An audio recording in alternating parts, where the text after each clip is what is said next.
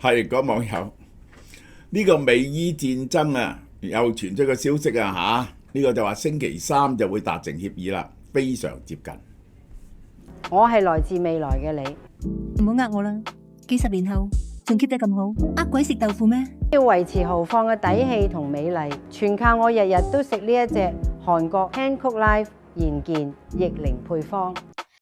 呢一個最後3日呢個送法例冇噶啦，就係呢個大家都知啦，我唔需要講啦。呢個每日450mg 嘅，你周街揾下冇咁多 NMN 嘅劑量嘅，而且就係有呢個白藜蘆醇啦，就係100mg 同埋亞精胺啦，送加侖甘丸，送一支我呢個輔助手杖，同埋手臂式電子血壓計，差唔多賣完啦呢啲嘢，所以最後3日呢個 package 咧唔會有噶啦，呢個就唔會有嘅送一本明史啦，差唔多明史都冇噶啦，係送完即止啊，明史係送完即止。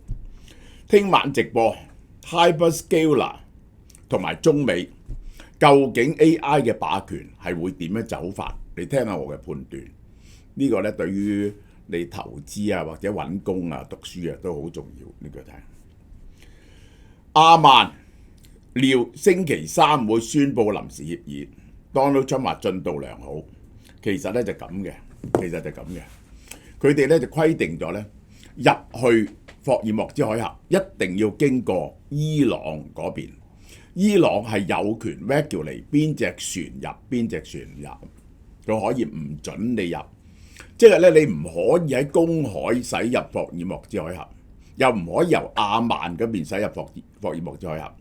伊朗掌握咗入口，然後咧佢就由阿曼嗰邊出，如果准咗你入咧，你就一定出到啦。呢個就係咁樣樣，呢個就係呢個即係話美國係容許呢一個係伊朗控制咗邊啲船可以進入霍爾木茲海峽。伊朗外交部雙方敲定聯合聲明前提係某啲第三方不進行干預，即係美國唔會插聲。美國唔係去同意嗰啲船一定要經過伊朗，所以伊朗有決定性權。美國係我唔出聲，佢唔反對喎，咁即係伊朗贏咗咯。伊朗要求對穿越霍爾木茲海峽嘅船隻徵收費用，華府堅持維持戰前對所有船隻免費開放嘅做法，而家估計要收幾個%嘅費用。呢個咧係仲會妥協嘅，妥協係點呢？我舉個例，點樣可以妥協呢？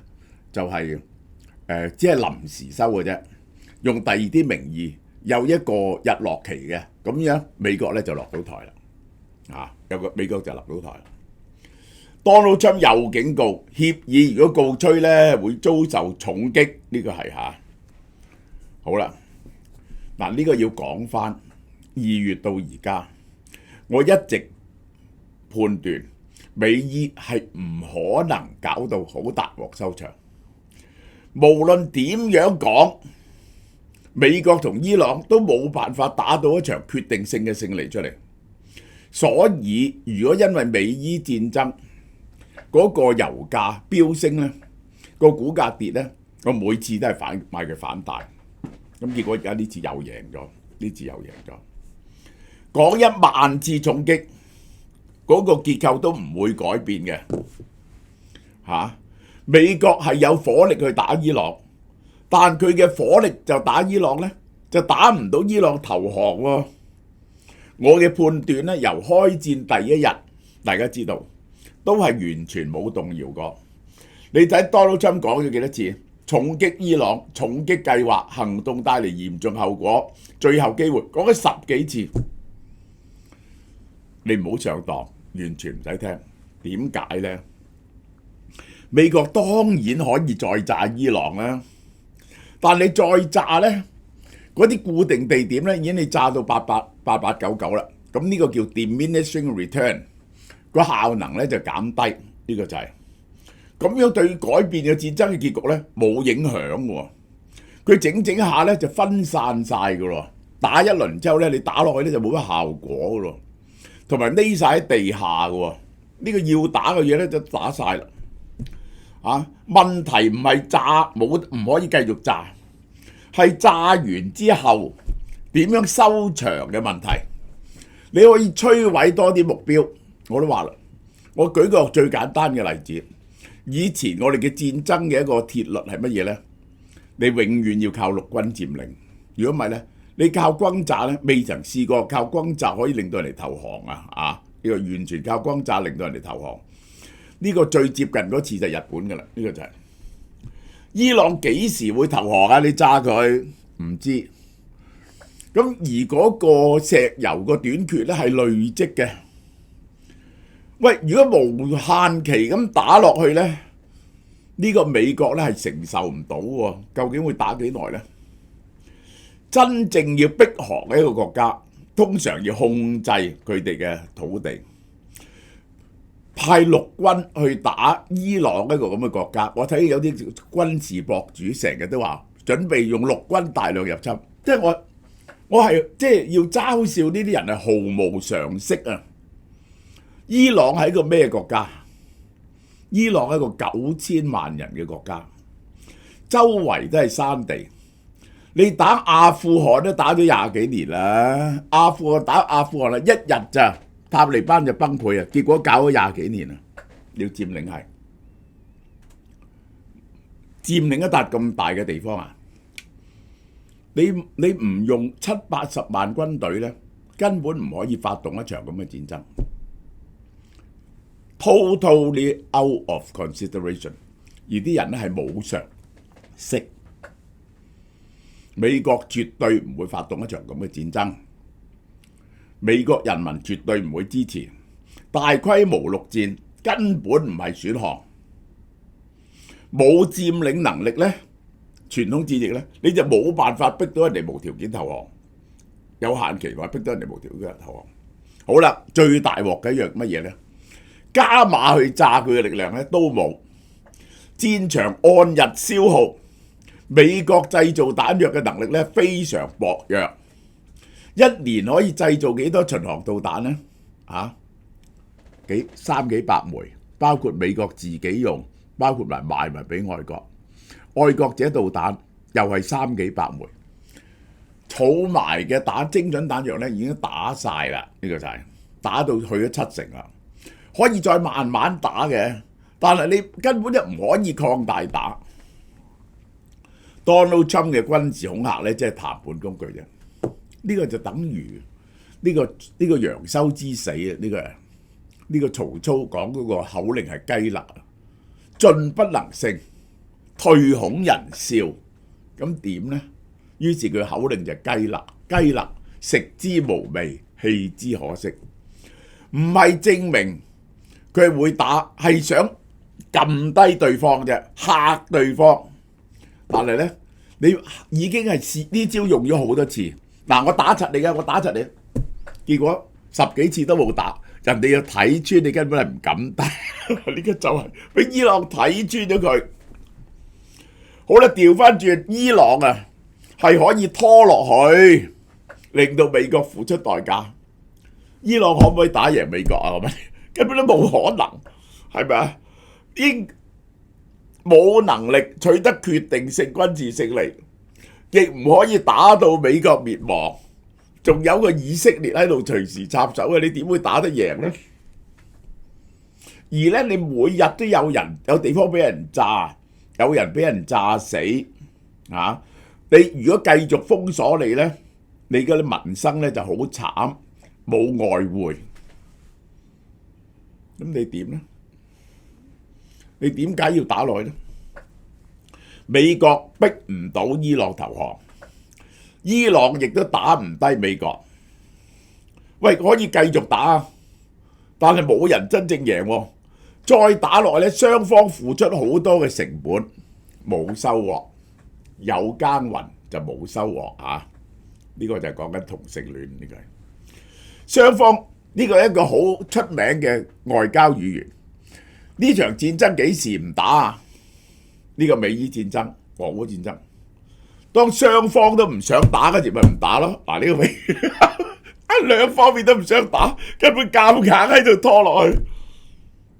外交計算形勢有扮嘢，有做戲，有恐嚇，有 bluffing 偷雞，但係個利益計算係冇得改嘅。打落去你有乜嘢着數先得㗎？呢個係妥協，唔係意外，係結構上嘅必然。美國冇逼降方案，伊朗冇辦法擊敗美國，大家都冇最終勝利嘅，咁一就係妥協嘅啫。妥協就妥協到邊度嘅啫？呢個就係伊朗已經有足夠嘅利益接受停火㗎啦，唔使捱炸。恢復賣油，處理凍結資產，仲控制咗霍爾木茲海峽嘅入口。一控制咗霍爾木茲海峽嘅入口呢，佢嘅安全就有咗保障。呢個係最後要爭嘅一樣嘢。去到呢度，梗係和平比打仗有着數啦。而且喺國內呢，已經可以宣傳打贏咗美國。我哋實際上控制咗霍爾木茲海峽，其他利益只係交換框架，因為到最後拗到最尾，攣呢個幾月就係攣霍爾木茲海峽嘅話事權，呢個就係最後一刻個妥協，就係伊朗有權控制邊隻船可以進入霍爾木茲海峽。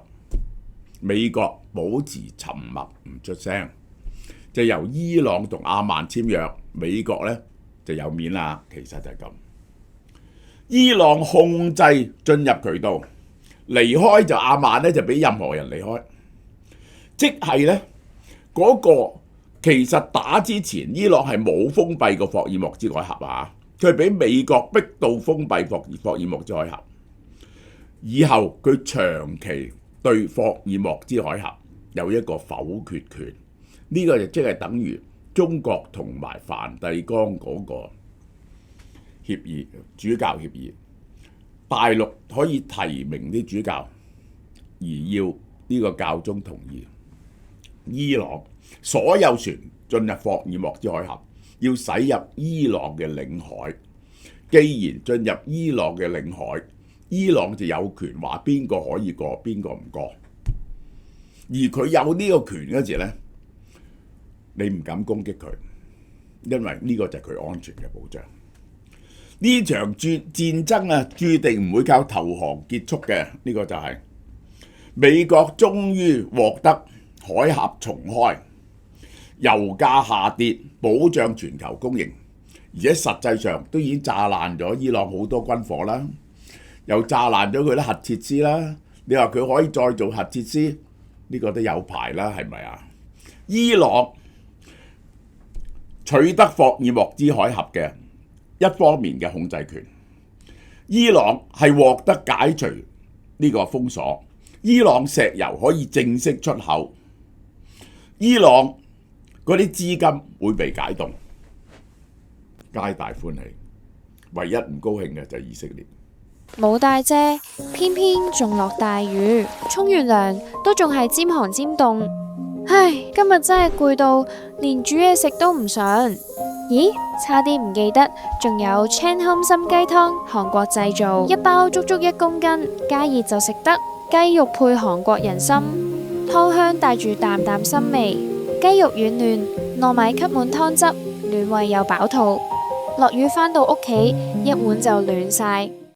哇！呢隻嘢好抵嚇，呢個好耐冇得賣㗎啦。呢個名牌，呢個係今次係加咗料嘅。我上次賣嗰個600克啫，呢個係1000克，一隻好大嘅雞，同埋啲好成條嘅人參，而家賣62蚊，賣62蚊，大家快啲買，已經停咗好耐。呢個雞係好啦，仲有呢隻嚇，呢個宿醉克星嚇，我哋第一次介紹係有科學根據嘅。